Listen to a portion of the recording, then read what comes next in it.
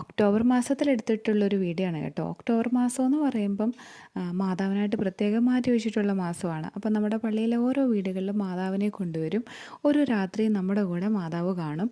അപ്പം മാതാവ് നമ്മുടെ വീട്ടിലേക്ക് വരുമ്പം നമ്മൾ സ്പെഷ്യലായിട്ടൊന്ന് സ്വീകരിക്കണമല്ലോ. അപ്പം ഞാൻ അടുത്തു നിന്നൊക്കെ കുറച്ച് പൂക്കളൊക്കെ ഒന്ന് കളക്ട് ചെയ്തിട്ടുണ്ടായിരുന്നു. ഇതെല്ലാം ഒന്ന് അറേഞ്ച് ചെയ്ത് വെച്ചപ്പോൾ ആകപ്പാടെ കാടും പടലും ഒക്കെ ഇളകി വരുന്ന പോലെ തോന്നിയിട്ട് ഞാനത് മുഴുവനൊന്ന് കട്ട് ചെയ്ത് കളഞ്ഞു.